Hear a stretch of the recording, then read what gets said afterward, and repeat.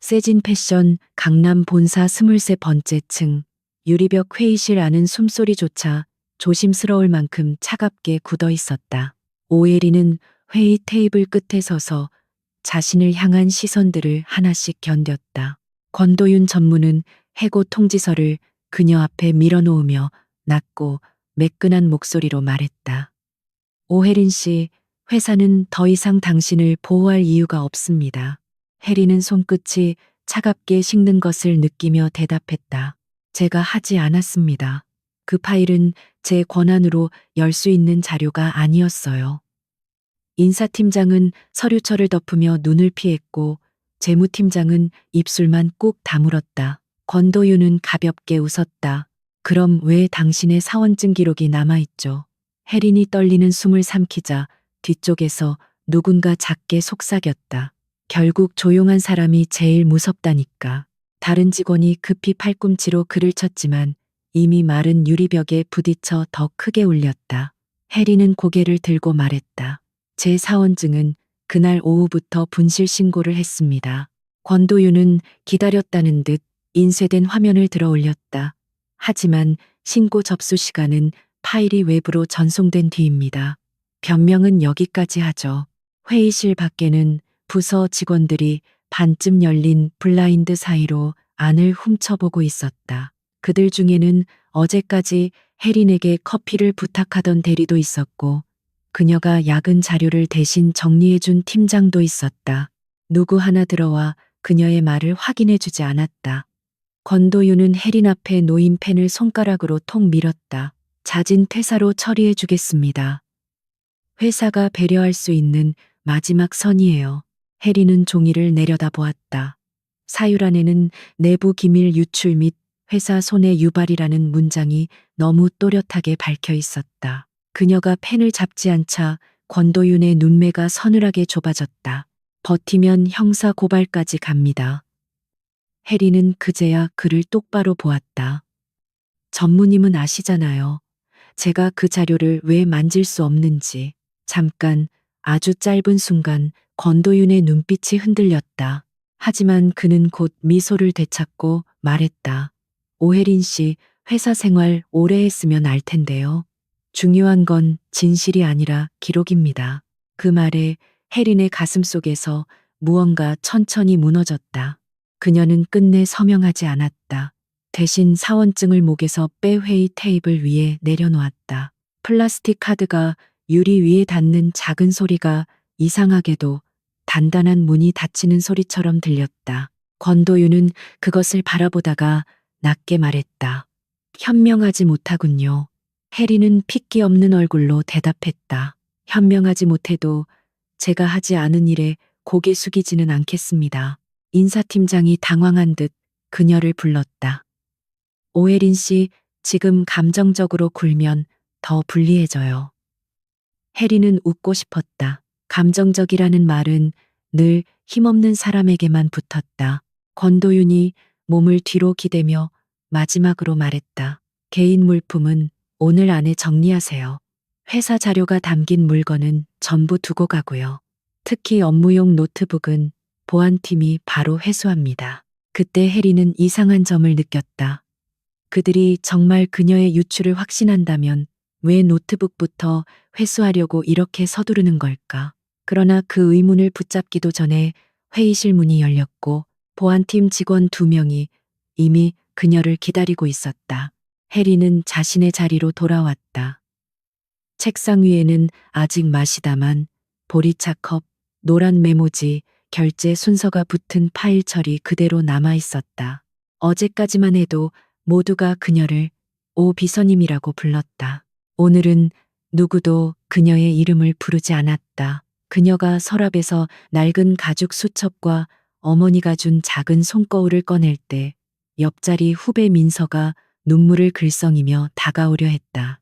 하지만 뒤에서 팀장이 짧게 기침하자 민서는 그대로 멈췄다. 혜리는 민서를 탓하지 않았다. 세진 패션에서 살아남는 법은 모두가 알고 있었다. 억울한 사람 옆에 서면 다음 차례가 자신이 된다. 보안팀 직원이 노트북을 닫으며 말했다. 개인 파일은 나중에 확인 절차 후 전달됩니다. 해리는 담담히 물었다. 제 업무 기록도 확인할 수 있나요? 직원은 대답하지 않았다. 대신 노트북을 검은 보안 가방에 넣었다. 그 순간 화면이 꺼지기 직전 해리는 잠깐 떠오른 자동 백업 알림을 보았다. 화이트룸 동기화 완료. 그녀는 그 이름을 처음 보았다. 엘리베이터 앞까지 걸어가는 동안 사무실은 비정상적으로 조용했다.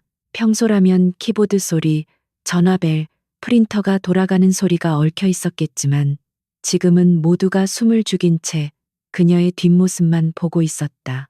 해리는 울지 않으려고 입술 안쪽을 깨물었다. 억울함보다 더 아픈 것은 자신이 이 회사에 남긴 시간이 너무 쉽게 지워졌다는 사실이었다. 권도윤은 복도 끝에서 그녀를 따라와 낮은 목소리로 말했다. 오혜린 씨, 마지막 충고예요. 밖에서 쓸데없는 말 하지 마세요. 당신이 조용히 있으면 나도 당신 인생까지 망가뜨리지는 않을 겁니다. 해리는 멈춰섰다. 제 인생은 이미 망가뜨리셨잖아요. 권도윤의 미소가 아주 얇아졌다. 아직 아니에요. 진짜 망가지는 게 뭔지 보고 싶지 않으면 오늘 일은 그냥 삼키세요. 엘리베이터 문이 열렸다. 해리는 대답하지 않고 안으로 들어갔다. 문이 닫히기 직전 유리병 너머로 민서가 입술 모양으로 미안해요 라고 말하는 것이 보였다. 그제야 해린의 눈가가 뜨거워졌다. 로비에 내려왔을 때 바깥은 퇴근 시간 전인데도 이상하게 붐볐다. 검은 차량 여러 대가 정문 앞에 멈춰 섰고 평소 잘 보이지 않던 법무팀 직원들이 급히 움직이고 있었다. 해리는 자신의 해고 때문에 이렇게 소란스러울 리 없다고 생각했다. 그녀는 박스 하나에 담긴 개인 물건을 안고 회전문 쪽으로 걸어갔다. 바로 그때 로비 대형 화면에 긴급 공지가 떴다. 세진 패션 최대 지분 양수도 계약 완료. 신규 소유주 임시 주주총회 참석 예정. 직원들이 웅성거렸다. 누군가는 갑자기 매각이라고? 라고 했고, 다른 누군가는 권 전무님도 몰랐던 거야? 라고 속삭였다. 해리는 더 이상 상관없는 일이라고 생각하며 고개를 숙였다. 그런데 회전문 밖에서 들어온 남자를 본 순간 그녀의 발걸음이 그대로 멈췄다. 검은 코트를 입은 남자는 술에 젖어 비틀거리던 그날 밤의 모습과 전혀 달랐다. 단정한 머리, 냉정한 눈빛, 그 뒤를 따르는 변호사와 수행원들. 그러나 해리는 그 얼굴을 잊을 수 없었다. 한강변 난간 옆에서 그녀의 손목을 붙잡고 오늘만 모르는 사람으로 있어줘요 라고 중얼거리던 남자였다.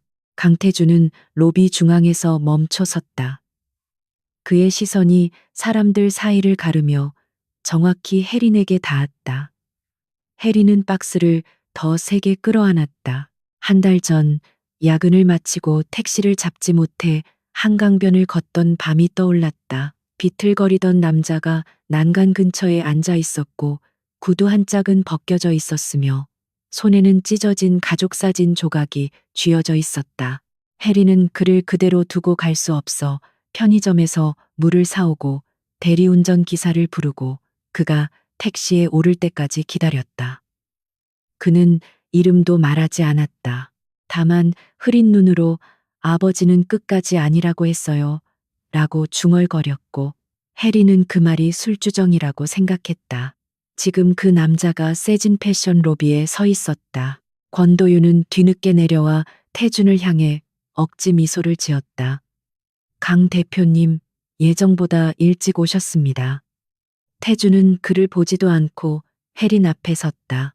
오혜린 씨 맞습니까? 혜린은 목소리가 잘 나오지 않아 겨우 대답했다. 네. 태준의 눈이 그녀의 박스와 손에 들린 해고 통지서로 내려갔다. 누가 이 사람을 내보내라고 했습니까? 로비 전체가 얼어붙었다. 권도윤이 재빨리 다가와 말했. 대표님, 내부 기밀 유출 건으로 절차에 따라 정리 중인 직원입니다. 아직 보고 드릴 단계가 아니라서. 태준은 그제야 천천히 고개를 돌렸다. 보고할 단계가 아니라는 건 숨길 단계였다는 뜻입니까? 권도윤의 얼굴이 굳었다. 오해가 있으십니다. 태주는 혜린의 손에서 해고 통지서를 받아들었다. 종이를 훑던 그의 눈썹이 미세하게 움직였다. 화이트룸 관련 보조 자료 무단 열람. 그 한 줄에서 그의 손가락이 멈췄다. 혜린은 그 변화를 놓치지 않았다. 태주는 낮지만 또렷한 목소리로 말했다. 이 해고 절차 즉시 중단합니다. 권도윤이 다급히 말했다. 대표님, 이 직원은 회사에 손해를 끼쳤습니다. 그대로 두시면 조직 기강이. 태준이 그의 말을 끊었다. 조직 기강은 힘없는 직원 하나를 제물로 세운다고 생기는 게 아닙니다. 그는 로비를 둘러보았다. 수십 명의 직원이 숨도 쉬지 못한 채 그를 보고 있었다. 그리고 태주는 처음에 그 문장을 더 차갑고 분명하게 말했다. 오늘부터 이 회사에서 오혜린 씨를 해고할 수 있는 사람은 아무도 없습니다. 내가 이 회사를 샀으니까요. 혜린은 그 말이 자신을 구하는 말인지 더 깊은 소용돌이로 밀어넣는 말인지 알 수 없었다. 사람들의 시선이 순식간에 바뀌었다. 방금 전까지 죄인을 보듯 하던 눈빛은 이제 계산과 두려움으로 흔들렸다. 누군가는 그녀가 새 대표와 어떤 관계인지 궁금해했고 누군가는 권도윤의 표정을 살폈다. 혜리는 태준에게 조용히 물었다. 왜 저를 도와주시는 거죠? 태준은 바로 대답하지 않았다. 대신 그녀가 안고 있던 박스를 받아 옆 수행원에게 건넸다. 그 행동은 예의 바른 듯 했지만 거절할 틈을 주지 않는 명령 같기도 했다. 그는 혜린에게만 들릴 만큼 낮게 말했다. 당신이 나를 살렸으니까요. 혜린은 숨을 멈췄다. 태준의 눈빛은 감사만으로 설명되지 않았다.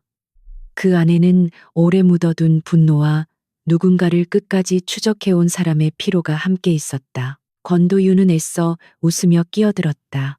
대표님, 공개 장소에서 이런 말씀은 직원들에게 잘못된 신호를 줄 수 있습니다. 태주는 차갑게 답했다. 잘 됐군요. 오늘부터 잘못된 신호는 내가 바로잡겠습니다. 그날 오후 혜리는 다시 23번째 층으로 올라갔다. 하지만 이번에는 보안팀의 감시를 받는 해고자가 아니라 새 대표의 지시로 임시 조사실에 들어가는 사람이었다. 태주는 그녀를 빈 회의실로 안내했고 문이 닫히자마자 수행원들을 밖에 세웠다.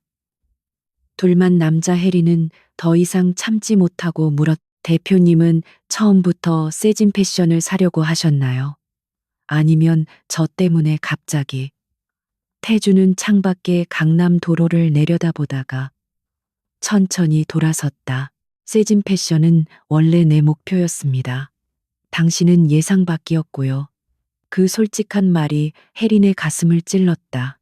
그녀는 차분히 웃으려 했지만 목소리가 떨렸다. 그럼 저는 우연히 쓸모 있는 사람이 된 거군요. 태준의 눈빛이 조금 흔들렸다. 그렇게 말하지 않았습니다. 혜리는 해고 통지서를 테이블 위에 내려놓았다. 하지만 그렇게 들립니다. 오늘 아침까지 저는 이 회사의 쓰레기였고 지금은 대표님의 명분이 됐어요. 태주는 침묵했다. 그 침묵은 변명보다 무거웠다. 태주는 잠시 후 서류 가방에서 오래된 봉투 하나를 꺼냈다. 안에는 빛바랜 기사 출력본과 낡은 결제 문서 사본이 들어 있었다. 혜리는 가장 위에 적힌 이름을 보았다.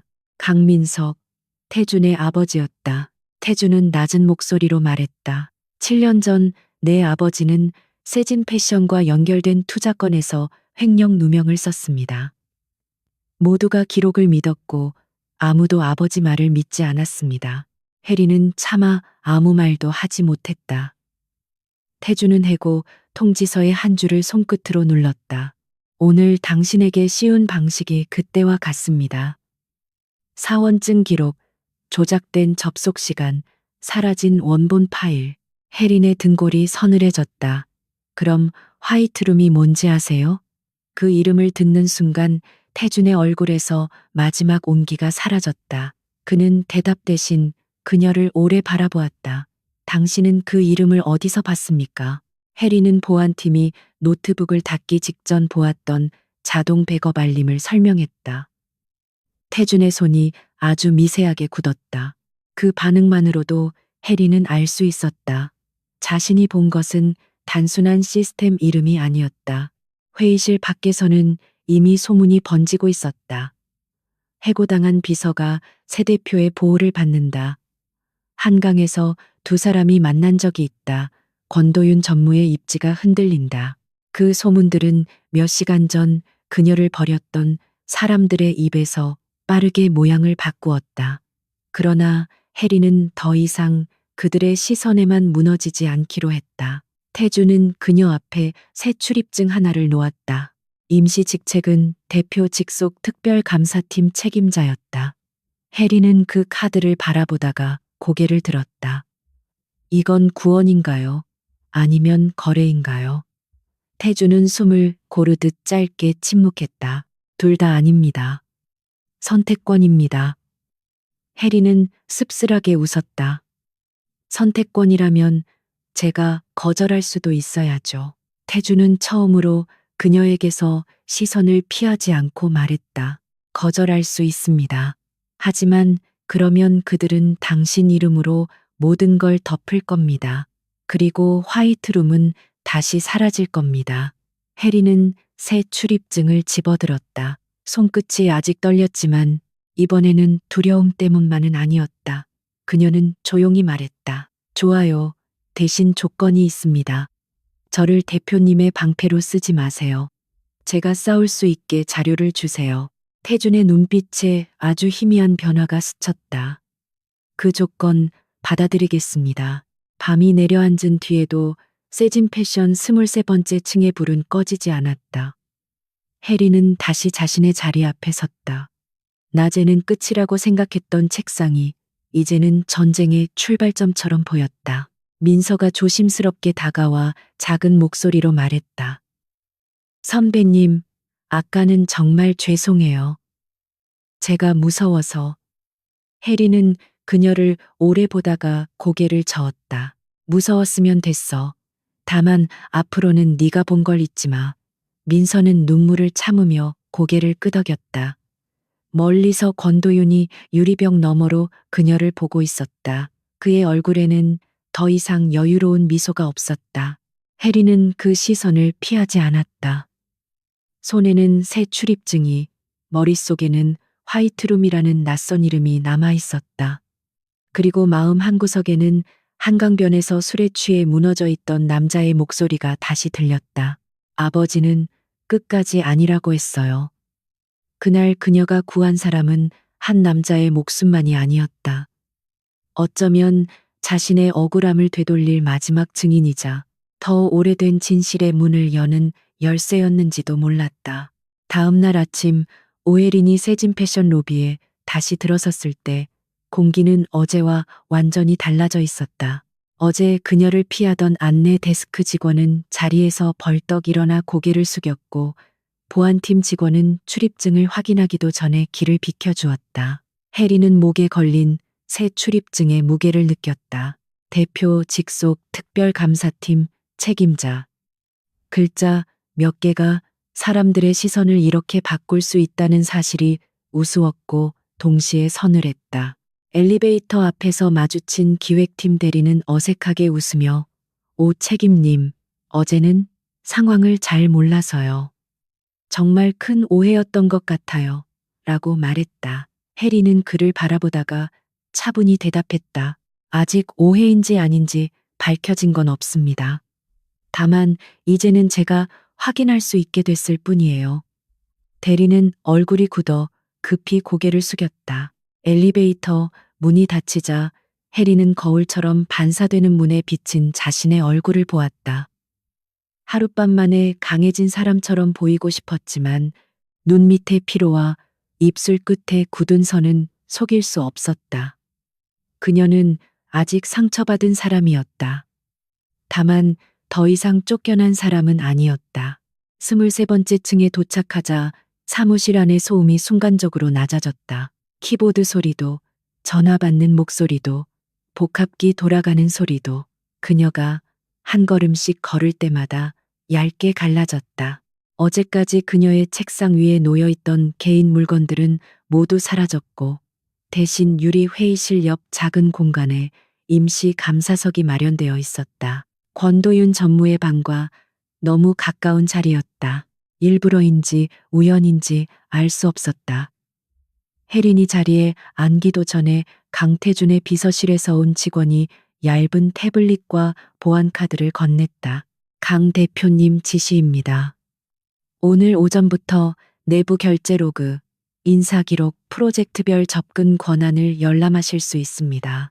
혜리는 태블릿 화면에 뜬 권한 목록을 보며 잠시 숨을 멈췄다. 평소라면 팀장 결제 없이는 열 수 없던 파일들이 줄줄이 열려 있었다. 하지만 그 순간 옆자리에서 낮게 들리는 속삭임도 함께 들렸다. 진짜 대단하다. 어제 잘린 사람이 오늘 감사팀 책임자라니. 다른 목소리가 받았다. 그 대표랑 한강에서 만났다며 그냥 선행으로 저렇게까지 해주겠어? 혜리는 화면에서 눈을 떼지 않은 채 말했다. 속삭이려면 더 작게 하세요. 감사 대상이 듣고 있습니다. 사무실은 다시 얼어붙었다. 강태준은 오전 9시 정각의 임원 회의실로 혜린을 불렀다. 그는 어제와 같은 검은 정장을 입고 있었지만 밤새 잠을 거의 자지 않은 듯 눈가가 조금 깊어 보였다. 테이블 위에는 세진 패션의 조직도, 최근 3년간의 투자 보고서, 그리고 화이트룸이라는 이름이 적힌 빈 폴더 하나가 놓여 있었다. 태주는 혜린이 앉자마자 말했다. 오늘부터 당신이 확인할 것은 3가지입니다. 첫째, 당신의 사원증 기록이 어떻게 만들어졌는지. 둘째, 유출됐다는 파일의 원본이 어디서 사라졌는지. 셋째, 화이트룸이라는 이름이 지금도 시스템 안에 남아 있는지. 혜리는 그의 말을 조용히 들었다. 그러다 물었. 대표님은 이미 어느 정도 알고 계시죠? 태주는 잠시 침묵했다. 알고 있는 것과 증명할 수 있는 것은 다릅니다. 혜리는 그 대답이 마음에 들지 않았다. 저는 누명을 벗기 위해 여기 앉아 있습니다. 대표님 아버지의 과거까지 대신 짊어지겠다고 한 적은 없어요. 태준의 손끝이 서류 위에서 멈췄다. 그는 낮게 말했다. 그걸 요구할 생각은 없습니다. 혜리는 바로 되받았다. 하지만 이미 그렇게 만들고 계십니다. 재해고 통지서 한 줄을 보고 대표님 얼굴이 변했어요. 제 사건은 처음부터 대표님 사건과 연결돼 있었던 거잖아요. 태주는 부정하지 않았다. 그 침묵이 혜린을 더 불안하게 만들었다. 혜린은 회의실을 나온 뒤 가장 먼저 자신의 분실 사원증 신고 기록을 열었다. 기록상 신고 접수 시간은 오후 9시 17분이었다. 하지만 그녀는 분명 오후 6시 반쯤 인사팀 시스템에 임시 신고를 남겼다. 야근 중 사원증이 보이지 않아 권도윤 전무의 비서실에 먼저 보고했고 민서에게도 혹시 내 카드 봤어? 라고 물었던 기억이 또렷했다. 이상한 것은 그 임시 신고 내역이 사라져 있다는 점이었다. 대신 정식 접수만 늦게 남아 있었다. 혜리는 로그를 더 깊게 추적하려 했지만 특정 시간대에 변경 기록이 비어 있었다. 비어 있다는 것 자체가 흔적이었다. 그때 민서가 조심스럽게 커피를 들고 다가왔다. 선배님, 아니 책임님, 어제 제가 아무 말 못한 거 계속 마음에 걸려서요. 혜리는 커피를 받지 않고 민서를 바라보았다. 민서는 손이 떨리는 것을 감추지 못했다. 그날 선배님 사원증 잃어버렸다고 저한테 말했어요. 제가 기억해요. 그리고 전무님 비서실에도 전화하셨잖아요. 혜린의 눈빛이 흔들렸다. 그걸 증언해 줄 수 있어. 민서는 입술을 깨물었다. 하고 싶어요. 그런데 제 계약 연장 심사가 다음 주예요. 엄마 병원비도 있고. 혜리는 그제야 커피를 받아들었다. 지금 당장 말하라는 뜻 아니야. 대신 네가 기억하는 시간만 따로 적어도 네가 다치지 않는 방법부터 찾을게. 민서는 울 것 같은 얼굴로 고개를 끄덕였다. 오후가 되자 혜린을 향한 산의 분위기는 더 노골적으로 바뀌었다. 누군가는 그녀 앞에서 지나치게 공손했고 누군가는 일부러 경계했다.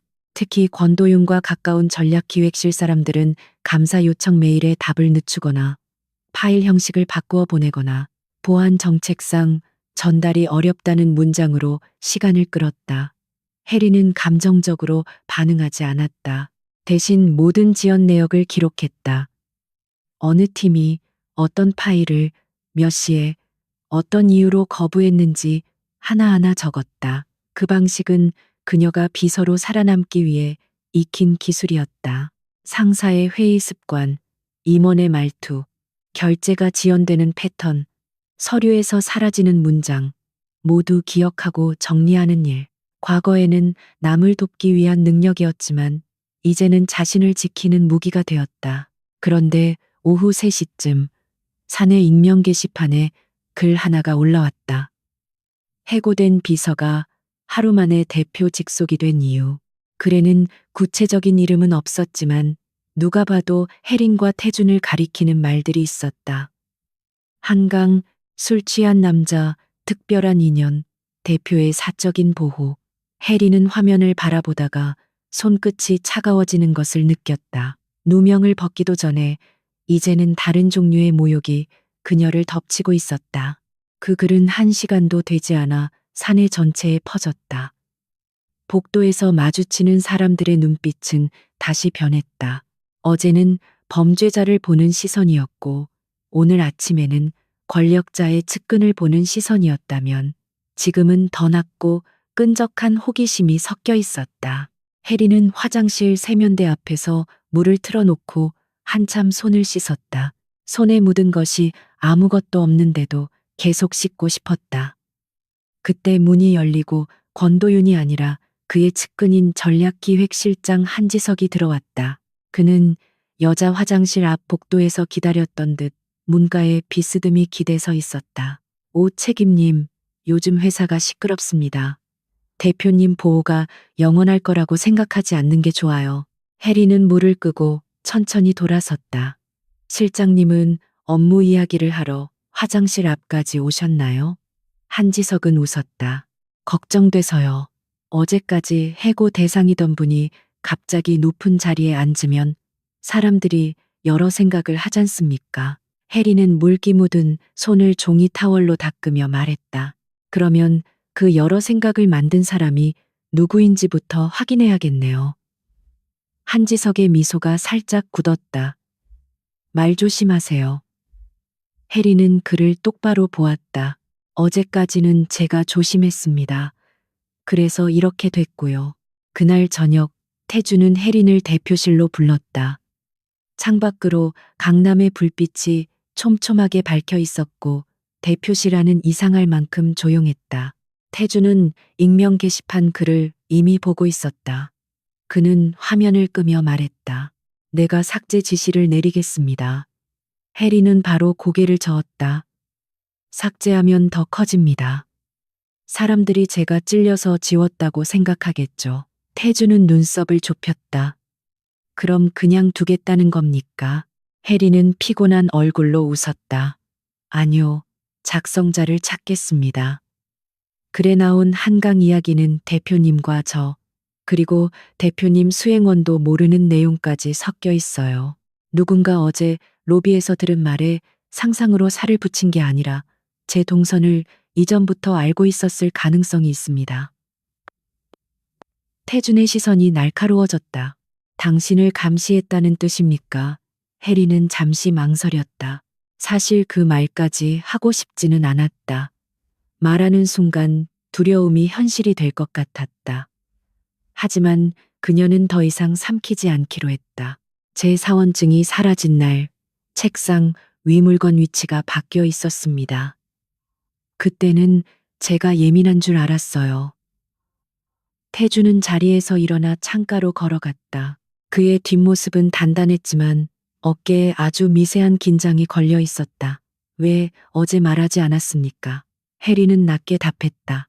대표님도 저한테 다 말하지 않으셨잖아요. 그 한마디가 대표실 안을 무겁게 눌렀다. 태주는 천천히 돌아섰지만 이번에는 바로 반박하지 않았다. 그는 한참 후 말했다. 내가 세진 패션을 조사한 건 3년 전부터입니다. 아버지 사건 이후 흩어진 자료를 따라오다 이 회사가 계속 같은 방식으로 내부 희생자를 만들어 왔다는 걸 알았습니다. 하지만 증거가 늘 한 발 앞에서 사라졌습니다. 해리는 조용히 물었다. 그래서 제가 필요하셨군요. 태준의 눈빛이 어두워졌다. 처음에는 그랬을지도 모릅니다. 그 솔직함은 사과보다 아팠다. 해리는 입술을 굳게 다물었다. 태주는 한 걸음 다가왔지만 더 가까이 오지는 않았다. 하지만 어제 로비에서 당신을 봤을 때 7년 전 내 아버지가 보였습니다. 모두가 알고도 모른 척하는 얼굴들 속에서 혼자 아니라고 말하던 사람. 해리는 눈을 내리깔았다. 위로받고 싶지 않았다.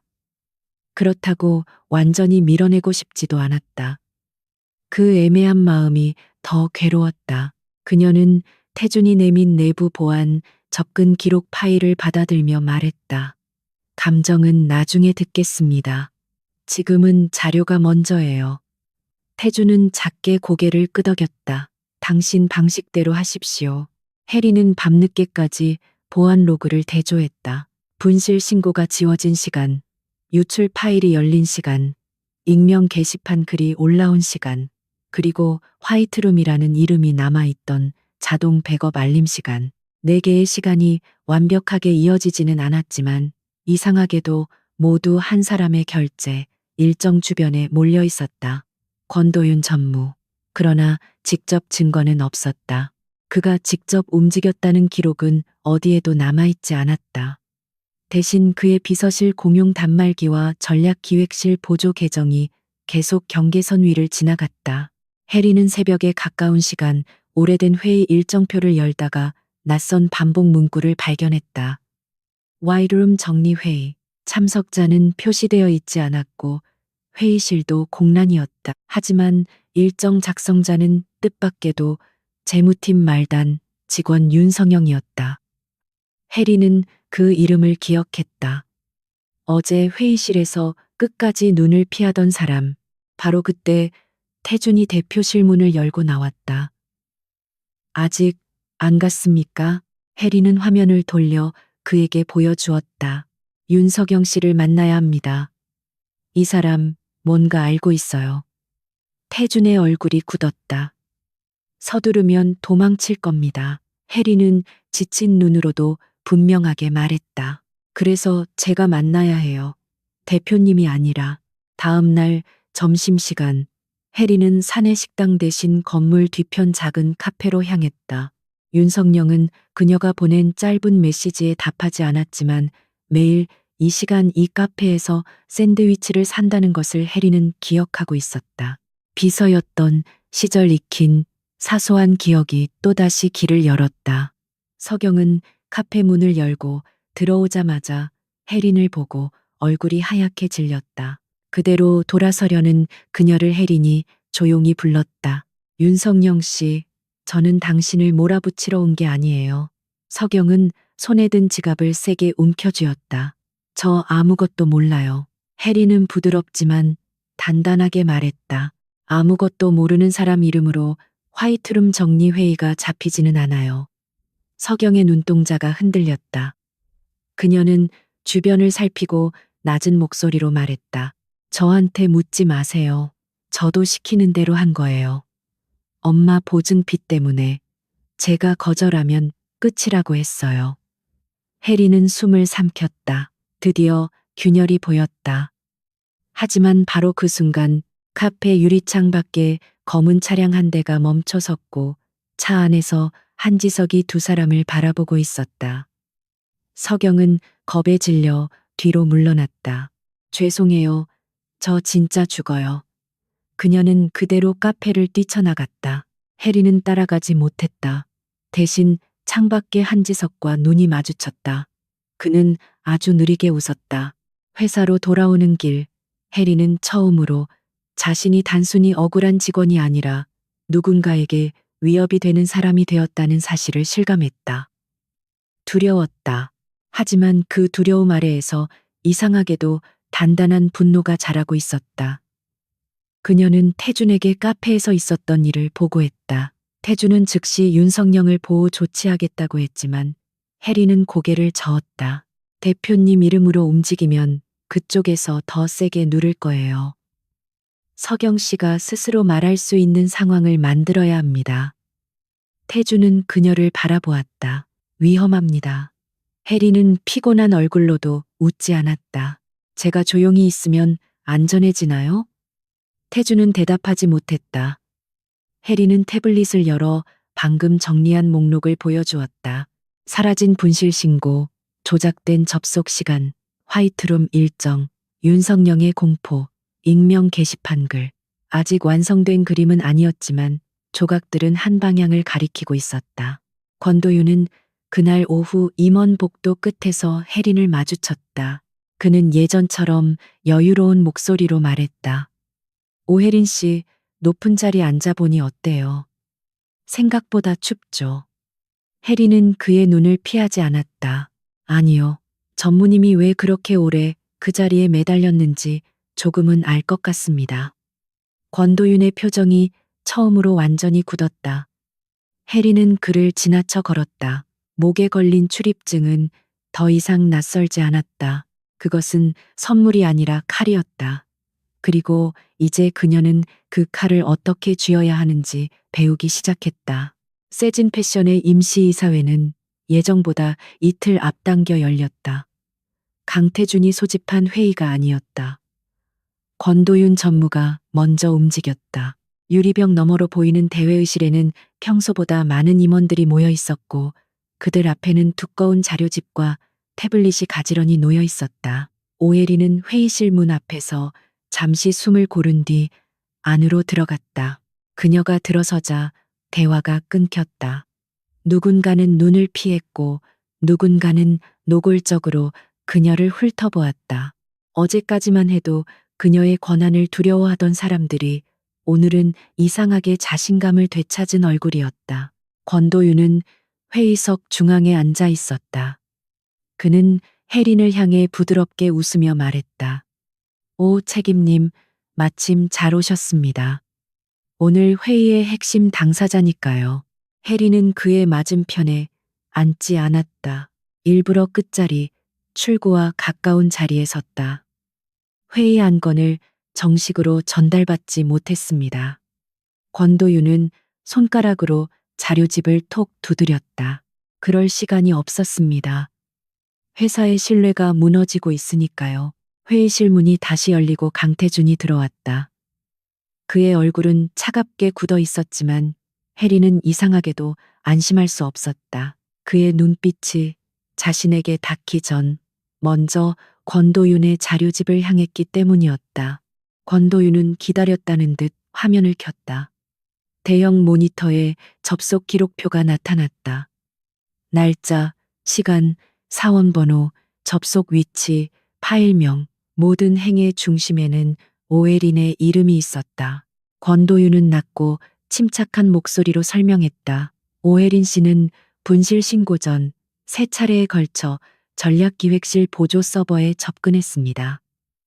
그중 마지막 접속 직후 외부 전송 흔적이 남았습니다. 혜리는 화면을 똑바로 보았다.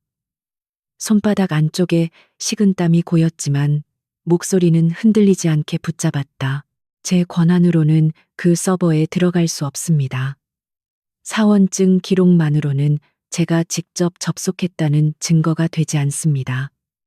한 임원이 불쾌하다는 듯 말했다. 그럼 누군가 일부러 오 책임님을 모함했다는 겁니까? 혜리는 그를 보며 대답했다. 네, 저는 그렇게 보고 있습니다. 회의실에 조소 비슷한 공기가 퍼졌다. 권도윤은 가볍게 한숨을 쉬며 두 번째 자료를 띄웠다. 이번에는 보안 카메라 캡처였다. 흐릿한 복도 화면 속 혜린과 비슷한 체형의 여성이 밤늦게 서버실 방향으로 걸어가고 있었다. 얼굴은 각도 때문에 보이지 않았다. 하지만 입고 있는 재킷은 혜린의 것이었다. 권도윤은 조용히 말했다. 우연이 너무 많으면 더 이상 우연이라고 부르기 어렵습니다. 혜린은 그 장면을 보는 순간 사원증이 사라진 날 자신의 의자 등받이에 걸어두었던 재킷을 떠올렸다. 야근 중 잠시 탕비실에 다녀온 뒤 재킷의 위치가 미세하게 바뀌어 있었다. 그때는 피곤해서 착각한 줄 알았다. 그녀는 천천히 말했다. 그 재킷은 제 것이 맞습니다. 하지만 저는 그 시간에 서버실 근처에 간 적 없습니다. CCTV 원본 전체를 확인해야 합니다.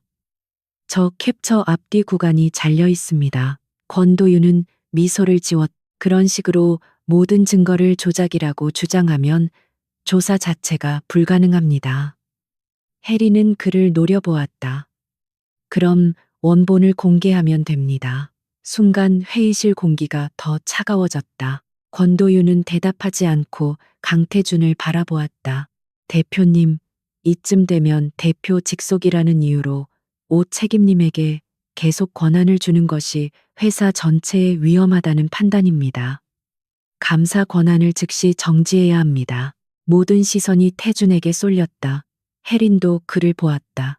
그녀는 그가 당연히 말할 줄 알았다. 아직 확정된 것이 아니라고, 원본을 보자고, 최소한 절차는 지켜야 한다고. 하지만 태준은 한동안 침묵했다. 그 침묵은 혜린에게 칼처럼 느껴졌다. 태준은 자료집의 한 페이지를 넘기며 권도윤에게 물었다. 이 접속 기록 원본은 어디서 추출했습니까? 권도윤은 기다렸다는 듯 답했다. 보안팀 중앙 서버입니다. 법무팀 확인도 받았습니다. 태준은 다시 물었다. 중앙 서버에 접근한 사람 목록은 포함되어 있습니까? 권도윤의 눈빛이 아주 잠깐 흔들렸다. 그건 별도 검토가 필요합니다. 혜리는 태준의 질문이 무엇을 향하는지 알 것 같았다. 그러나 그가 자신을 직접 보호하지 않는다는 사실도 동시에 알았다. 태준은 회의실 전체를 향해 말했다. 오혜린 책임자의 감사 권한은 오늘 자정까지 임시 보류합니다. 그 사이 모든 원본 로그를 대표실 보안팀으로 이관하십시오. 혜린의 가슴이 서늘하게 가라앉았다. 자정까지 임시 보류. 말은 공정해 보였지만 회의실 안에서는 이미 판결처럼 들렸다. 누군가 안도의 숨을 쉬었고 권도윤의 입가에는 아주 희미한 승리감이 스쳤다. 혜리는 태준을 바라보며 물었다. 대표님도 제가 위험하다고 판단하신 겁니까? 태준은 그녀를 보았지만 대답은 회의실을 향했다. 지금은 감정이 아니라 절차로 움직여야 합니다. 그 말이 가장 아팠다. 회의가 끝난 뒤 혜리는 복도에서 태준을 붙잡았다. 사람들의 시선이 따라붙었지만 그녀는 상관하지 않았다. 방금 그 말 정말 절차 때문입니까? 태준은 수행원들에게 물러서라는 눈짓을 보냈다. 복도 끝 작은 대기실에 들어가 문이 닫히자 혜리는 더 이상 목소리를 낮추지 않았다. 제가 대표님 계획에 방해가 됐나요? 그래서 잠시 잘라낸 겁니까? 태준의 얼굴에 피로가 스쳤다. 권도윤이 미끼를 던진 겁니다.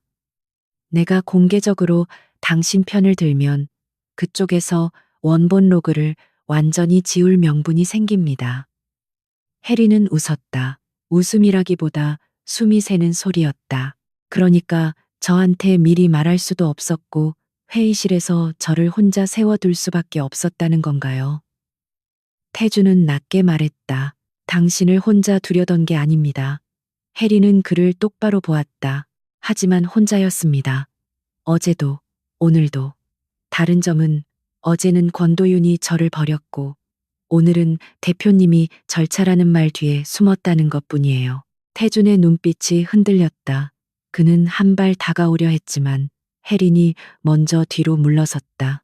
저를 살린 사람이 대표님이라서 고마웠습니다. 그런데 그게 제가 대표님 방식까지 받아들여야 한다는 뜻은 아니에요. 그날 오후 혜린의 출입 권한 일부가 실제로 막혔다.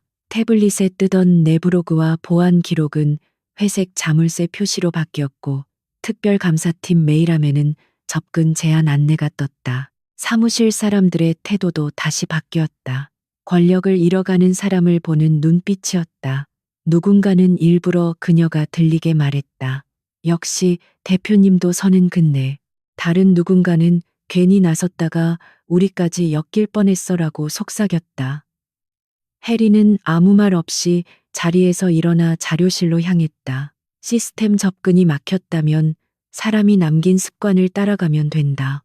그녀는 비서로 일하던 시절 권도윤이 중요한 회의 전에 항상 종이 결제본을 별도로 남긴다는 것을 알고 있었다. 전자 기록은 지워도 임원들은 여전히 서명된 종이를 더 믿었다. 자료실의 오래된 보관함을 뒤지던 해리는 7년 전 투자 심사 관련 보조 파일 목록을 발견했다. 파일명은 흐릿했지만 그 안에 적힌 코드 하나가 눈에 들어왔다. WR 정정본. 화이트룸을 뜻하는 약자일 가능성이 높았다. 그녀가 서류를 펼치려는 순간 뒤에서 낮은 목소리가 들렸다. 그거 보면 안 됩니다. 돌아보니 윤석영이 서 있었다. 얼굴은 창백했고 손에는 낡은 봉투가 들려 있었다. 윤석영은 문 밖을 몇 번이나 확인한 뒤 자료실 안쪽으로 들어왔다. 그녀는 봉투를 혜린에게 건네려다가 다시 움켜쥐었다. 저 진짜 오래 못 있어요. 오늘 회의 보고 알았어요. 그 사람들 책임님한테 다 뒤집어 씌울 거예요. 혜리는 조심스럽게 말했다. 서경 씨, 누가 시켰는지 말해주세요. 제가 함부로 당신 이름을 꺼내지 않겠습니다. 서경의 눈에 눈물이 고였다. 처음엔 그냥 회의 일정만 대신 올리라고 했어요. 참석자 없이 방 이름도 없이. 이상하다고 생각했지만 재무팀 막내가 무슨 말을 하겠어요. 그 다음엔 보조 계정으로 파일 정리만 하라고 했고 나중엔 제가 작성자로 남아있더라고요. 해리는 숨을 죽였다. 화이트룸은 뭡니까? 서경은 입술을 떨었다. 진짜 방이 아니에요. 정식 결제 전에 숫자를 맞추는 임시 서버예요. 손실을 이익처럼 보이게 하고 투자금 흐름을 다른 프로젝트로 돌리는 곳. 저는 일부만 봤어요. 그런데 7년 전 자료도 거기 있었어요. 그 순간 자료실 문 밖에서 발소리가 들렸다. 서경은 겁에 질려 봉투를 혜린의 손에 밀어 넣었다. 제가 준 거 아니에요. 제발. 그녀는 다른 통로로 달아났다. 혜린은 봉투를 코트 안쪽에 숨겼다. 그리고 문이 열렸다. 한지석이었다. 한지석은 자료실 문가에 서서 혜린을 천천히 훑어보았다. 권한 정지된 분이 자료실엔 무슨 일입니까? 혜린은 태연하게 오래된 파일철 하나를 들었다. 제 개인 인사 기록 사본을 찾고 있었습니다. 그것까지 금지된 줄은 몰랐네요. 한지석은 웃으며 안으로 들어왔다. 오 책임님은 참 겁이 없습니다. 그런데 겁 없는 사람이 오래 버티는 경우는 별로 못 봤습니다. 혜리는 그가 다가오는 만큼 한 걸음도 물러서지 않았다. 실장님은 늘 대신 말하러 오시네요. 권 전무님은 직접 나오기엔 아직 겁이 나시나 봅니다. 한지석의 눈매가 차갑게 변했다. 말이 지나칩니다.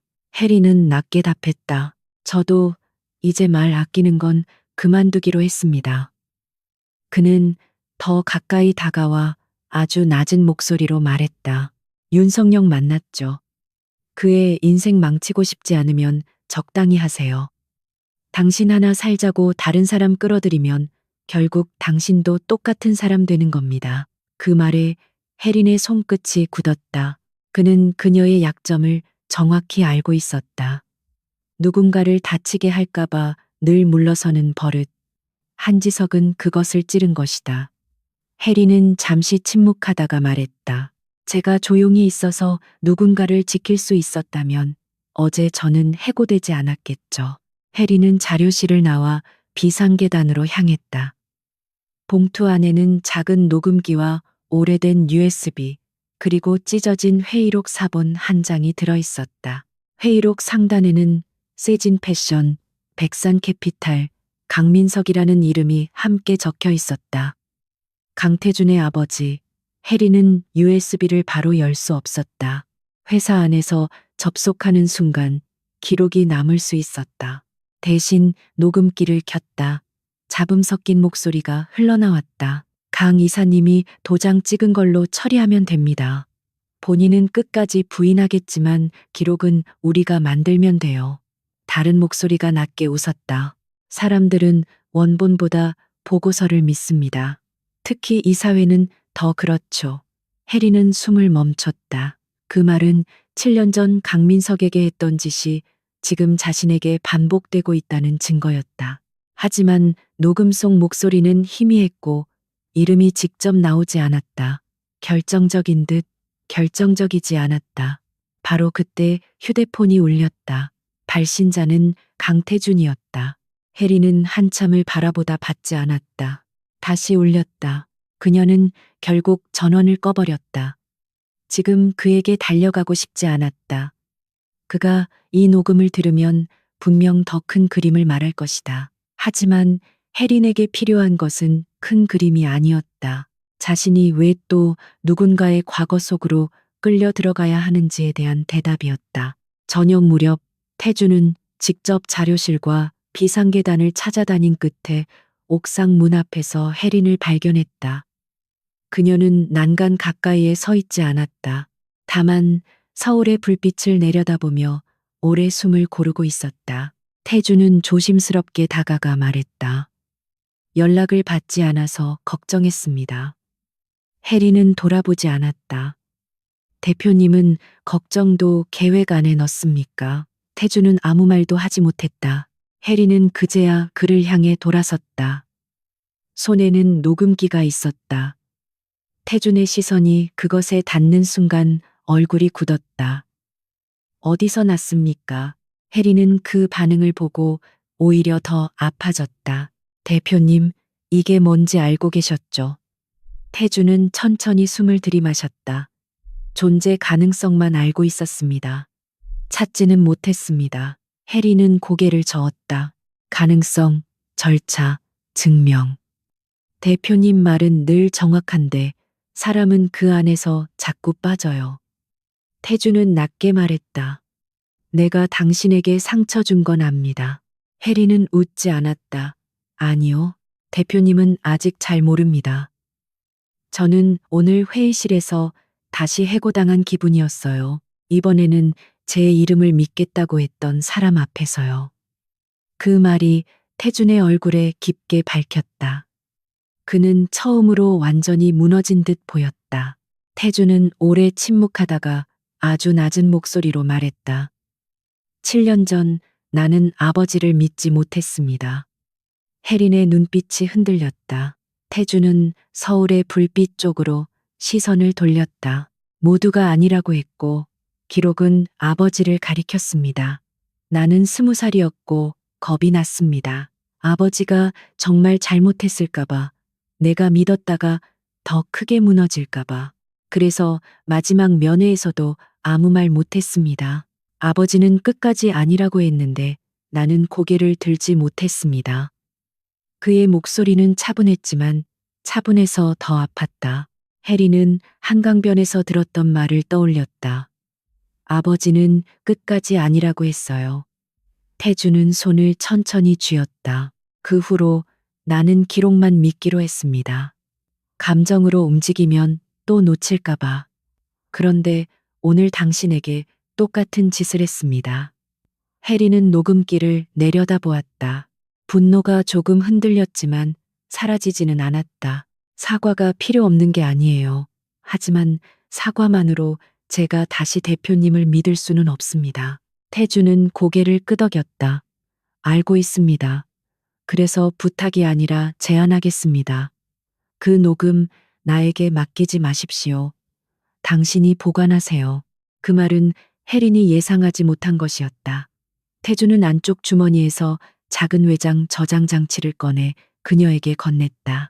대표실 보안팀이 오늘 회의 중 추적한 중앙 서버 접근 기록입니다. 권도윤은 직접 움직이지 않았습니다.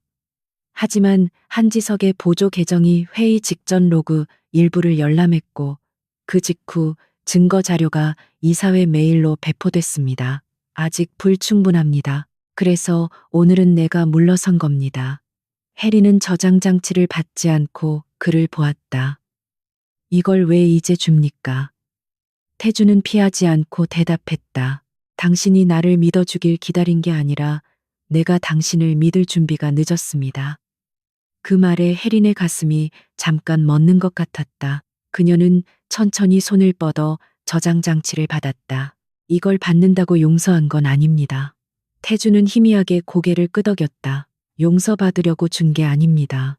당신이 내 뒤가 아니라 앞에서 싸우겠다고 했으니까요. 혜리는 아무 대답도 하지 않았다. 하지만 이번에는 돌아서서 혼자 내려가지 않았다.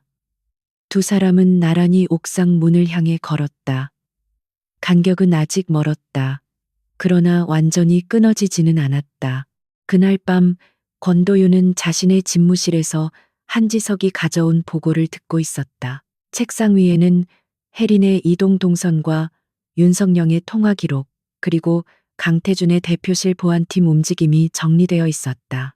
권도윤은 펜 끝으로 오혜린의 이름을 가볍게 두드렸다. 생각보다 오래 버티네. 한지석은 조심스럽게 말했다. 윤석영 쪽이 불안합니다.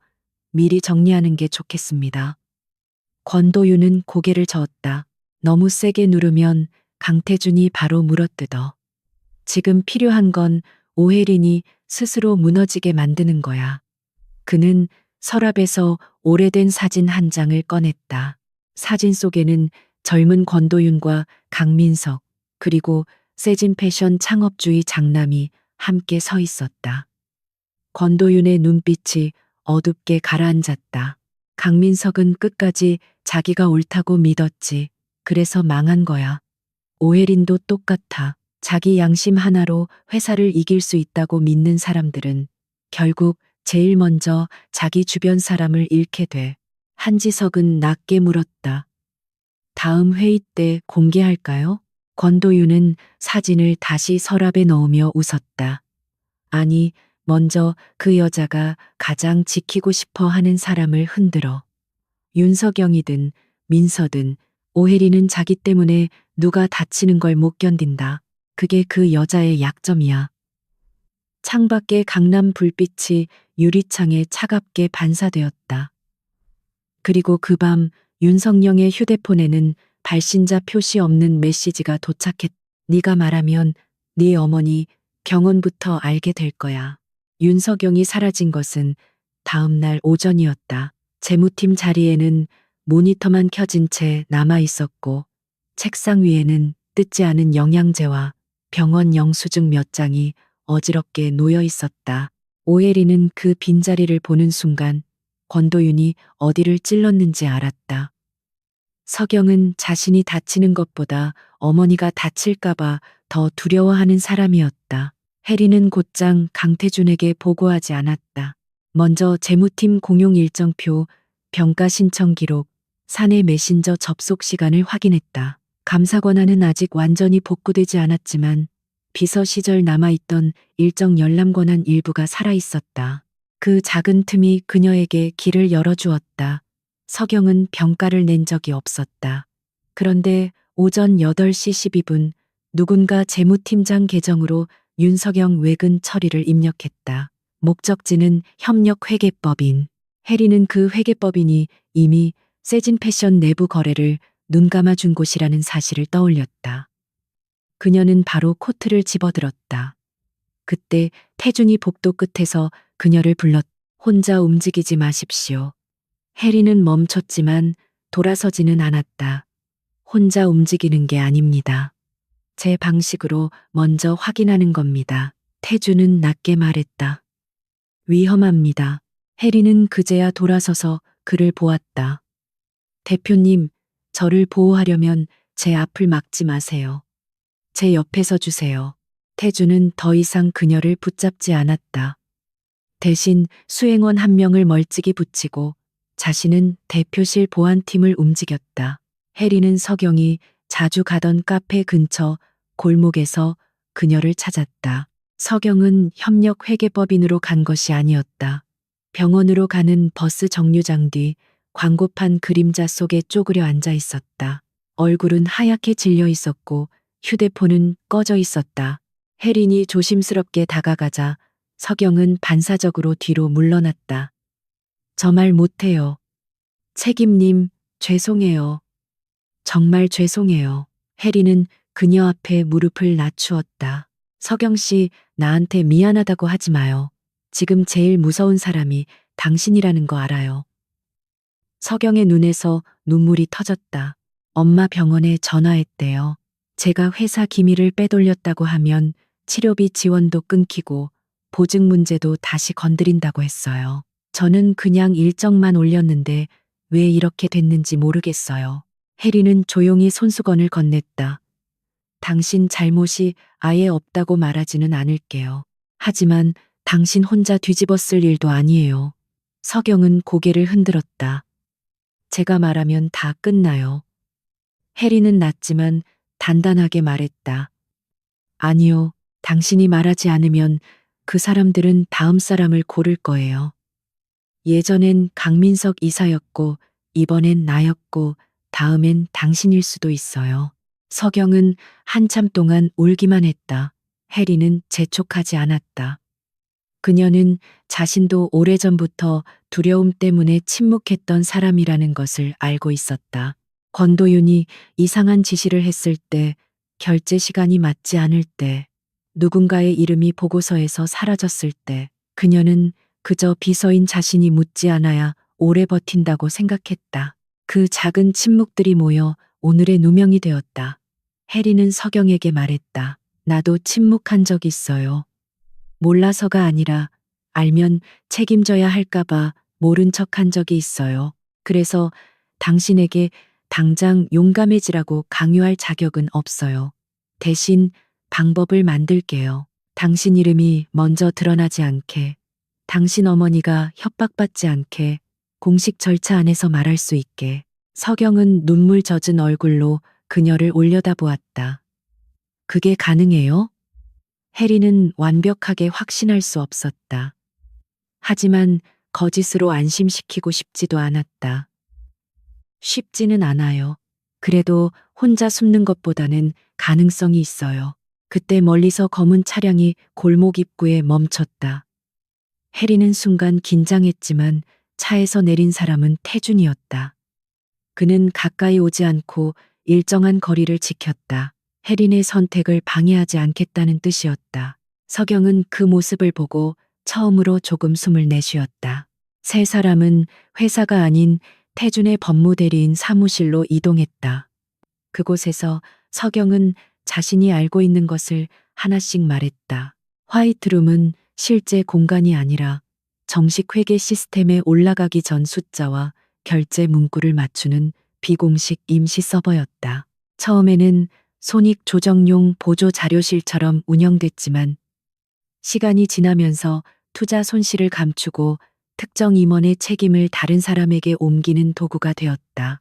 7년 전 강민석 이사의 이름으로 남은 결제도 그곳에서 만들어졌다.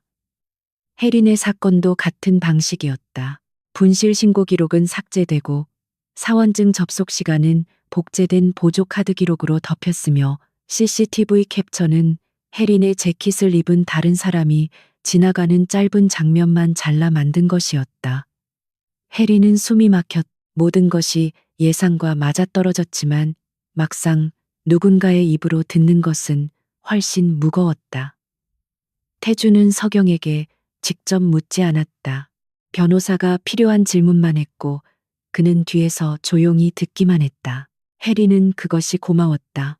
과거의 태준이었다면 아마 증거부터 요구했을 것이다.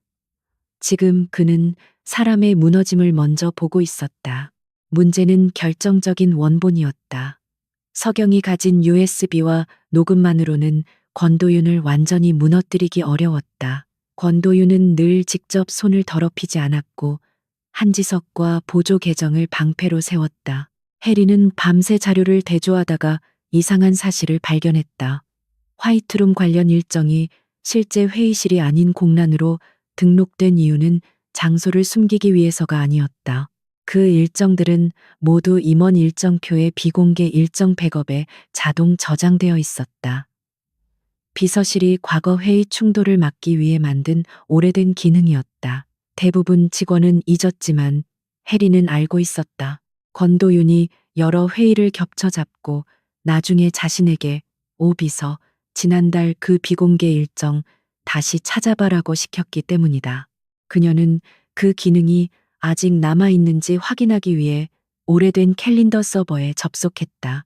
새 감사 권한으로는 막혀 있었지만 이상하게도 비서실 백업 권한은 살아 있었다. 권도윤이 그녀를 너무 낮게 본 탓이었다. 해리는 손끝이 떨리는 것을 누르며 검색창에 화이트룸을 입력했다. 한참 후 화면에 오래된 일정 묶음이 떠올랐다. 7년 전과 현재가 한 줄로 이어져 있었다. 그 안에는 참석자 이름이 지워진 일정뿐 아니라 자동 생성된 변경 이력도 남아 있었다. 누가 일정을 만들었고 누가 참석자를 삭제했으며 어떤 계정이 회의록 첨부 파일을 교체했는지까지 모두 있었다. 그리고 현재 사건의 변경 이력, 마지막에는 한지석의 보조 계정이 아니라 권도윤의 개인 인증 토큰이 찍혀 있었다. 완벽한 자백은 아니었다. 하지만 권도윤이 직접 시스템에 손댔다는 첫 번째 흔적이었다. 해리는 그 데이터를 3번 복사하지 않았다. 복사 기록이 많아지면 역추적될 수 있었다. 대신 캘린더 시스템 자체가 남긴 무결성 확인 번호와 시간표를 법무대리인 서버에 직접 봉인했다. 태주는 그녀가 모든 과정을 마칠 때까지 한마디도 하지 않았다. 혜린이 마지막 확인 버튼을 누른 뒤에야 그는 낮게 말했다. 당신이 찾았습니다. 혜린은 모니터에서 눈을 떼지 못했다. 아니요, 제가 기억했습니다. 그 사람들이 하찮다고 여긴 일들, 제가 매일 하던 잡무들이 결국 이걸 남겼어요. 태주는 조용히 고개를 끄덕였다. 그 잡무가 회사를 움직였다는 걸 그들은 끝까지 몰랐던 겁니다. 해리는 처음으로 아주 희미하게 웃었다. 그 웃음은 승리감이 아니라 오랫동안 지워졌던 자신의 시간을 되찾는 사람의 표정이었다. 임시 주주 및 이사회 특별회의는 다음 날 오후 3시에 열렸다. 권도윤은 여전히 자신만만했다. 그는 한지석을 통해 이미 사내 게시판에 또 다른 글을 흘렸다. 오혜린이 새 대표와 사적으로 결탁해 임원진을 몰아내려 한다는 내용이었다. 글에는 한강에서 두 사람이 만났다는 이야기, 대표실에서 늦게까지 둘만 있었다는 이야기, 혜린이 하루아침에 권한을 받은 사실이 교묘하게 섞여 있었다. 회의장 안에서도 몇몇 임원은 그 소문을 무기로 삼으려 했다. 권도윤은 태준을 향해 말했다. 대표님, 회사 감사가 개인 감정과 사적 관계에 휘둘리고 있다는 우려가 큽니다. 오늘 자료가 무엇이든 오혜린 씨가 제시한다면 객관성을 인정받기 어렵습니다. 혜린은 그 말을 듣고도 표정을 바꾸지 않았다. 예전 같았으면 얼굴이 붉어졌을 것이다. 수치심 때문에 목소리가 막혔을 것이다. 하지만 이제는 알았다. 그들이 원하는 것은 그녀가 진실을 말하기 전에 부끄러움부터 느끼게 만드는 것이었다. 혜리는 자리에서 일어나 차분히 말했다. 그럼 객관성부터 확인하시죠. 오늘 제가 제시할 자료는 제 개인 파일이 아니라 세진 패션 캘린더 서버가 자동 보관한 변경 이력입니다. 작성자도 삭제자도 시간도 인증 토큰도 시스템이 남겼습니다. 회의실 화면에 첫 번째 자료가 떴다. 혜린의 분실 신고 임시 기록이 삭제된 시간, 삭제 계정, 이후 정식 신고 시간이 늦게 입력된 흐름이 차례로 나타났다. 다음 화면에는 CCTV 캡처의 원본 구간이 재생됐다. 혜린의 재킷을 입은 사람은 서버실 방향으로 걸어갔지만 영상이 계속되자 얼굴이 잠깐 비쳤다. 혜린이 아니었다. 전략기획실 소속의 계약직 보조 직원이었다. 회의실이 술렁였다. 권도윤의 얼굴에서 미소가 사라졌다. 그는 즉시 말했다. 계약직 직원이 임의로 한 일일 수 있습니다. 전무급 임원과 연결 짓는 건 지나친 추측입니다. 해리는 다음 자료를 띄웠다. 화이트룸 일정 변경 이력, 참석자 삭제, 첨부 파일 교체, 권도윤 개인 인증 토큰. 회의실의 공기가 완전히 바뀌었다. 한 임원이 자리에서 몸을 앞으로 숙였다. 권 전무, 이게 사실입니까? 권도윤은 턱을 굳힌 채 말했다. 인증 토큰은 도용될 수 있습니다. 오혜린 씨도 사원증이 도용됐다고 주장하지 않았습니까? 해리는 그 말을 기다리고 있었다. 맞습니다. 그래서 저는 사원증 기록만으로 사람을 단정하면 안 된다고 했습니다. 하지만 권 전무님의 인증 토큰은 생체 확인과 전용 단말기 접속 기록이 함께 남아 있습니다. 그리고 그 단말기는 그 시간권 전무님 차량 안에서 접속됐습니다. 권도윤은 처음으로 완전히 말을 잃었다. 그러나 그는 쉽게 무너지지 않았다. 그는 차갑게 웃으며 태준을 바라보았다. 강 대표님, 결국 이 모든 게 대표님 아버지 사건 때문 아닙니까? 개인적 원한으로 회사를 흔들면서 오혜린 씨를 앞세워 복수극을 벌이는 것 아닙니까? 회의실의 시선이 태준에게 쏠렸다. 태준은 일어나려 했다. 하지만 혜린이 먼저 손을 들어 그를 멈췄다. 그녀는 권도윤을 향해 말했다. 아니요. 오늘 이 회의는 강태준 대표님의 복수를 위한 자리가 아닙니다. 제 해고가 조작됐는지 확인하는 자리이고 그 조작 방식이 7년 전에도 반복됐는지 묻는 자리입니다. 그녀는 마지막 자료를 열었다. 윤석영의 익명 보호 진술, 법무대리인이 봉인한 녹음 파일, 그리고 7년 전 회의록 변경 이력. 서경의 얼굴은 나오지 않았다. 목소리도 변조되어 있었다. 그러나 진술 내용은 분명했다.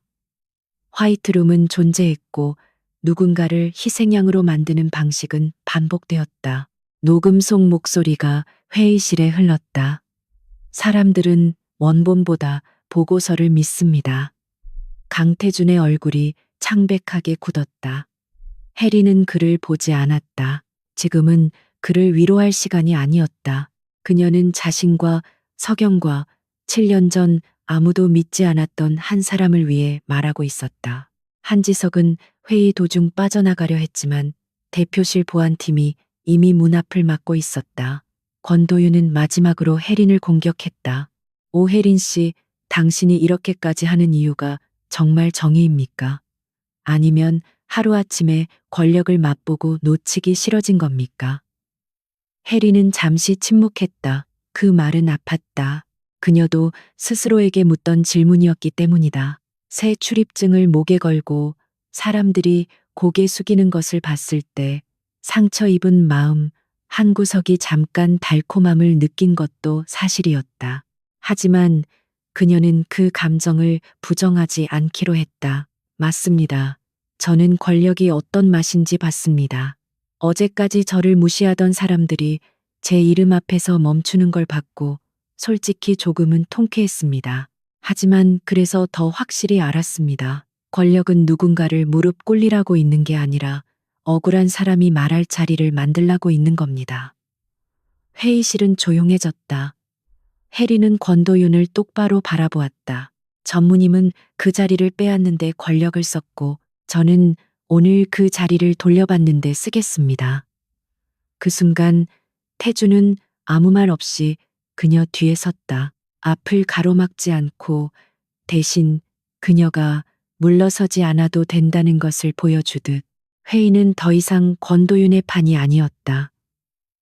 임시의장은 권도윤의 직무 정지를 제안했고 법무팀은 외부 조사와 자료 보전을 즉시 진행하겠다고 발표했다.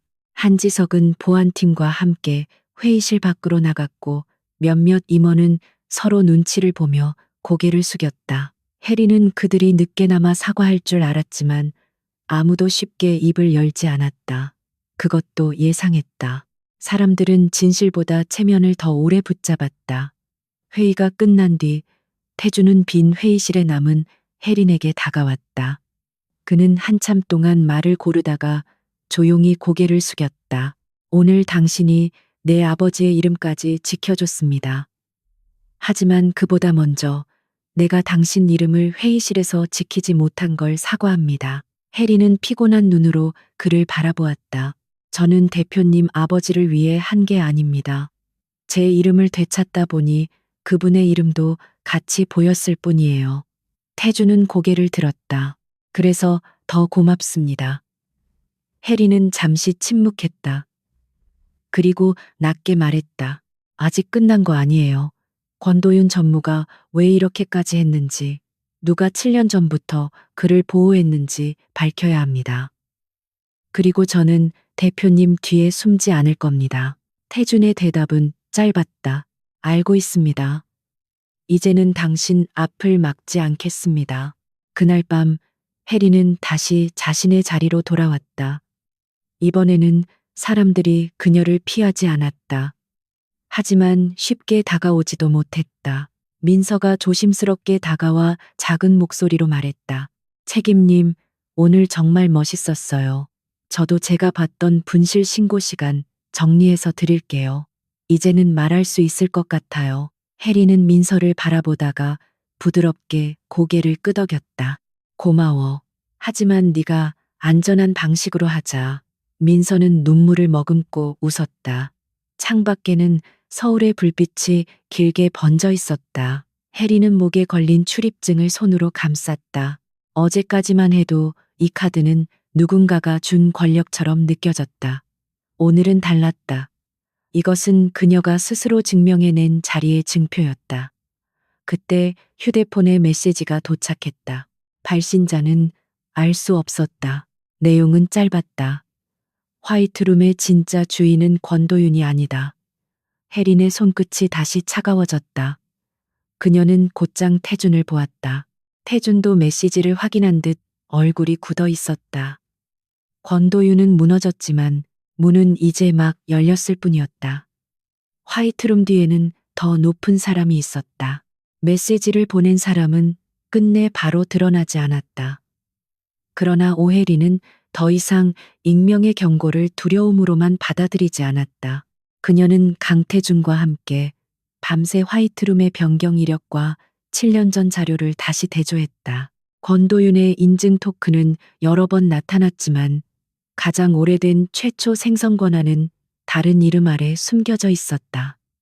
세진문화재단 이사장 권혜숙, 세진패션 창업주의 여동생이자 권도윤을 임원 자리에 앉힌 사람이었다. 혜리는 그 이름을 보는 순간 왜 권도윤이 그렇게까지 버틸 수 있었는지 이해했다. 그는 혼자 움직인 야심가가 아니었다. 낡은 가족 권력의 방패 뒤에서 움직인 대리인이었다. 태주는 화면을 바라보다가 낮게 말했다. 권혜숙은 7년 전 내 아버지 사건 때도 이사회 감사위원장이었습니다. 혜리는 그의 옆 얼굴을 보았다. 분노가 아니라 오래된 피로가 먼저 보였다. 그녀는 조용히 말했다. 이번엔 대표님 혼자 싸우지 마세요. 저도 제 이름 걸고 여기까지 왔습니다. 태주는 그녀를 바라보았다. 예전에 그라면 위험하다고 말했을 것이다. 하지만 이번에는 고개를 끄덕였다. 같이 갑시다. 다음 날 오전 세진 패션 대회 의실에는 마지막 임시 주주 회의가 열렸다. 권도윤은 직무 정지 상태였지만 변호사를 대동하고 나타났다. 그의 얼굴에는 피곤함이 짙었으나 완전히 패배한 사람의 표정은 아니었다. 회의실 맨 앞에는 권혜숙 이사장이 앉아 있었다. 은색 머리를 단정히 묶고 진주 귀걸이를 한 그녀는 누구보다 조용했지만 방 안의 공기는 그녀를 중심으로 움직였다. 혜린이 들어서자 권혜숙은 처음으로 입을 열었다. 오혜린 씨라고 했죠. 회사가 혼란스러울 때 젊은 직원이 감정적으로 나서는 건 이해합니다. 하지만 조직은 개인의 억울함만으로 운영되지 않습니다. 혜린은 의자를 당겨 앉지 않고 서서 대답했다. 맞습니다. 그래서 오늘은 제 억울함만 말하러 온 게 아닙니다. 이 조직이 누구를 희생시켜 운영됐는지 말하러 왔습니다. 권혜숙의 눈매가 아주 조금 가늘어졌다. 권도윤은 옆에서 입술을 굳게 다물었다. 혜리는 그 미세한 반응만으로도 알았다. 오늘의 상대는 권도윤보다 더 오래 버틴 사람이었다. 권혜숙은 미소를 잃지 않았다. 화이트룸이라는 이름을 크게 만들고 있는 것 같은데 과거 임시 자료실은 어느 회사에나 있습니다. 숫자를 정리하고 보고서를 다듬는 일은 경영의 일부예요. 혜리는 태블릿을 연결하며 차분히 말했다. 숫자를 정리하는 것과 사람의 책임을 바꾸는 것은 다릅니다. 화면에는 7년 전 강민석 이사의 결제 변경 이력과 현재 혜린의 분실, 신고, 삭제 기록이 나란히 나타났다. 두 사건은 시기만 달랐고 구조는 같았다. 먼저 비공식 서버에서 원본을 수정하고 다음으로 접근 기록을 조작하고 마지막으로 가장 힘없는 사람이나 밀어내기 쉬운 사람의 이름으로 책임을 고정했다. 혜리는 이어서 윤석영의 보호 진술과 민서의 증언, 재무팀 내부 일정표, 비서실 백업 캘린더의 무결성 번호를 차례로 공개했다. 권혜숙은 여전히 표정을 바꾸지 않았지만 몇몇 이사들의 얼굴이 창백해졌다. 혜리는 마지막으로 말했다. 이 자료들은 누군가가 저에게 가져다 준 비밀 문서가 아닙니다. 회사가 스스로 남긴 기록입니다. 지울 수 있다고 믿어서 방치한 흔적이고 하찮다고 여긴 업무 시스템이 끝까지 기억한 진실입니다. 권도윤은 결국 참지 못하고 자리에서 일어났다. 오혜린 씨, 당신이 뭘 안다고 우리 집안 일을 함부로 말합니까? 강민석 사건은 이미 끝난 일입니다. 당신 해고건과 억지로 엮는 건 강태준 대표가 원하는 복수극일 뿐이에요. 혜리는 그를 바라보았다. 한때 그녀가 믿었던 상사, 성실하면 언젠가 알아봐 주겠다고 말했던 사람. 그는 그녀를 이용했고 버렸고 이제는 다시 그녀를 흔들려 하고 있었다. 혜리는 낮게 물었다. 전무님은 저를 왜 골랐습니까? 권도윤의 눈빛이 흔들렸다. 혜리는 대답을 기다리지 않고 말을 이었다. 제가 조용해서였죠. 시키는 일은 끝까지 하고 이상한 걸 봐도 크게 묻지 않고 누군가 다칠까봐 혼자 삼키는 사람이라서. 그런데 전무님이 틀렸습니다. 조용한 사람이 아무것도 모르는 건 아니에요. 너무 오래 봐서, 너무 많이 기억해서 마지막에 제일 정확하게 말할 수 있는 사람도 있습니다. 회의실은 침묵했다. 권도윤은 무언가 말하려 했지만 권혜숙이 손을 들어 그를 막았다. 권혜숙은 천천히 자리에서 일어났다. 그녀의 목소리는 여전히 차분했다. 강민석은 그때 회사를 배신했습니다. 우리는 회사를 지켜야 했어요. 젊은 사람들이 모르는 게 있습니다. 때로는 한 사람의 명예보다 수천 명의 일자리가 중요합니다. 그 순간 태준이 처음으로 앞으로 나섰다. 그러나 그는 분노로 소리치지 않았다. 오히려 아주 조용했다. 그 말을 듣고 싶었습니다. 7년 동안 아무도 인정하지 않았으니까요. 권혜숙의 얼굴이 굳었다. 태주는 혜린이 준비한 마지막 자료를 화면에 띄웠다.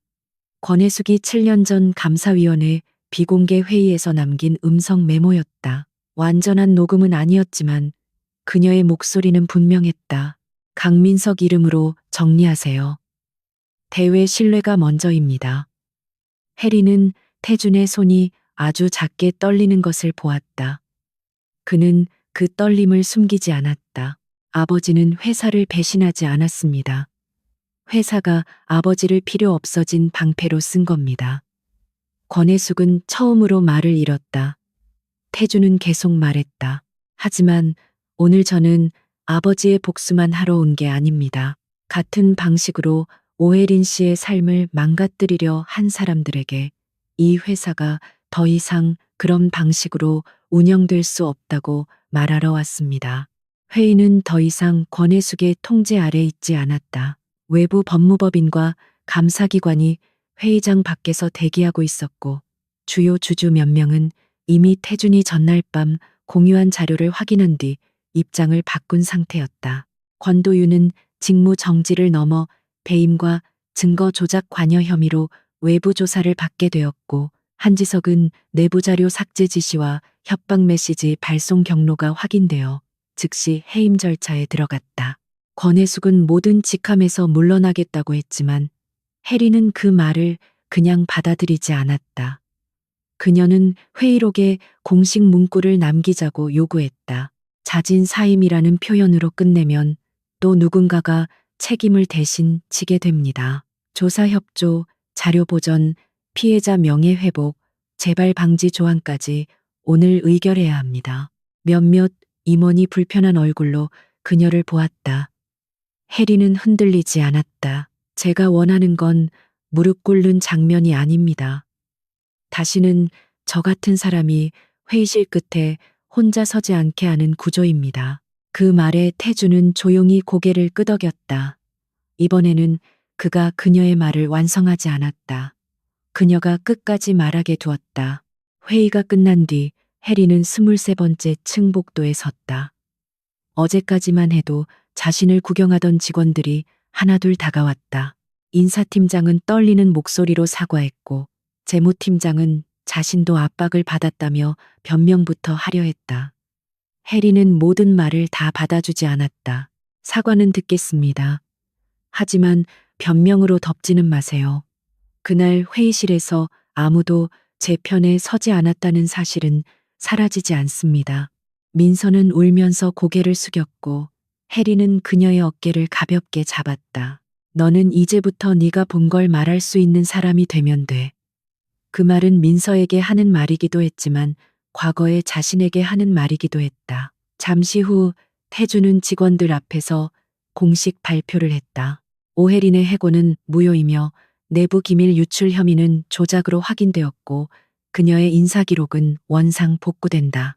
더불어 세진 패션은 독립감사조직과 내부 제보자 보호 제도를 신설한다고 밝혔다. 직원들은 박수를 쳤다. 해리는 그 박수가 완전히 따뜻하지만은 않다는 걸 알았다. 어떤 박수에는 안도와 계산도 섞여 있었다. 그래도 괜찮았다. 오늘 그녀는 박수를 받으려고 선 것이 아니었다. 자기 이름을 되찾으려고 선 것이었다. 며칠 뒤 강민석의 오래된 징계 기록도 공식적으로 재검토 절차에 들어갔다. 태주는 아버지의 낡은 사진을 들고 한강변을 찾았다. 혜린도 그곳에 함께 있었다. 그들이 처음 만났던 밤과 달리 태주는 술에 취해 있지 않았고 혜린도 누군가를 억지로 일으켜 세우지 않았다. 태주는 강물 쪽을 바라보며 말했다. 그날 여기서 당신이 나를 그냥 지나쳤다면 나는 아마 세진 패션을 사는 일도 늦췄을 겁니다. 아니, 끝까지 미뤘을지도 모릅니다. 혜리는 조용히 물었다. 그날 정말 포기하려고 했어요? 태주는 잠시 침묵하다가 고개를 끄덕였다. 진실이 필요하다고 믿었는데 정작 나 자신도 아버지를 끝까지 믿지 못했다는 죄책감이 너무 컸습니다. 그런데 당신이 모르는 사람인 나를 붙잡고 말했죠. 술에 취했어도 집에는 가야 한다고, 살아있는 사람은 내일 책임질 일이 있다고. 해리는 그 말을 기억하지 못했다. 그저 무너진 사람을 두고 갈 수 없어서 한 말이었다. 태주는 희미하게 웃었다. 그 말 때문에 돌아왔습니다. 책임질 내일이 아직 남아있다는 걸 처음으로 믿었습니다. 해리는 한강 바람 속에서 오래 말이 없었다. 그녀는 태준을 원망했던 순간도, 고마워했던 순간도, 믿고 싶지 않았지만 흔들렸던 순간도 모두 떠올렸다. 이 감정은 하루아침에 사랑이라는 이름으로 정리될 수 있는 것이 아니었다. 그래서 더 소중했다. 해리는 천천히 말했다. 저는 아직 대표님을 완전히 믿는 법을 배우는 중입니다. 그리고 대표님도 누군가를 보호한다는 말로 통제하지 않는 법을 배워야 해요. 태주는 고개를 끄덕였다. 배우겠습니다. 해리는 그를 보며 아주 작게 웃었다. 대답은 잘하시네요. 태준의 얼굴에 처음 보는 부드러운 표정이 스쳤다. 이번엔 말보다 오래 증명하겠습니다. 해리는 그 말에 바로 대답하지 않았다. 대신 강물 위로 번지는 서울의 불빛을 바라보았다. 예전에 그녀라면 이런 침묵을 불안해했을 것이다. 지금은 아니었다. 침묵 속에서도 도망치지 않는 사람이 옆에 있다는 사실만으로 충분했다. 한 달 후 세진 패션에는 새로운 조직 개편안이 발표되었다. 오혜리는 대표 직속 특별감사팀의 임시 책임자가 아니라 독립윤리감사실장으로 정식 임명되었다. 직급만 높은 자리가 아니었다. 그녀가 요구한 조건이 모두 반영되었다. 감사실은 대표실과 분리된 독립보고 라인을 갖고 내부 제보자의 신분은 법무대리인을 통해 보호되며 임원도 감사 대상에서 제외되지 않는다. 몇몇 임원은 지나치게 강한 권한이라며 반발했지만 태준은 회의에서 짧게 말했다. 이 회사가 다시 신뢰를 얻고 싶다면 불편한 눈이 필요합니다. 해리는 그 말을 듣고도 고개를 숙이지 않았다. 그녀는 이제 누군가의 호의로 그 자리에 앉은 사람이 아니었다. 첫 출근 날, 그녀는 자신이 과거에 쓰던 낡은 가죽 수첩을 새 책상 위에 올려놓았다. 그 안에는 회의 일정, 사람들의 말버릇, 사라진 문장들, 그리고 자신이 끝까지 잊지 않은 작은 흔적들이 적혀 있었다. 한때 잡무라고 불렸던 것들이 그녀를 이 자리까지 데려왔다. 마지막 임원 회의에서 해리는 권도윤이 앉았던 자리를 지나 회의실 중앙으로 걸어갔다. 사람들은 자연스럽게 길을 비켰다. 예전처럼 두려움만으로 비킨 것은 아니었다. 그녀가 무엇을 보았고 무엇을 기억하며 무엇을 끝까지 말할 수 있는 사람인지 알기 때문이었다. 태주는 회의실 끝에 앉아 있었지만 그녀를 대신해 말하지 않았다. 해리는 화면을 켜고 새로운 감사 기준을 설명했다. 목소리는 차분했고 시선은 흔들리지 않았다. 회의가 끝난 뒤 한 임원이 조심스럽게 말했다. 오, 실장님, 이제 정말 이 회사에서 가장 무서운 분이 되셨네요. 해리는 잠시 그 말을 생각하다가 대답했다. 무서운 사람이 되고 싶은 건 아닙니다. 다만 누군가를 함부로 버리기 전에 이 회사가 한 번쯤 멈추게 만드는 사람이 되고 싶습니다. 그 말에 회의실은 조용해졌다. 창밖의 서울은 여전히 차갑고 화려했지만 해리는 더 이상 그 불빛 아래에서 작아지지 않았다. 그녀가 쫓겨났던 바로 그 회사에서 그녀는 이제 가장 높은 목소리를 가진 사람이 되었다. 그리고 그 권력은 복수의 끝이 아니라 다시는 침묵하지 않겠다는 약속의 시작이었다.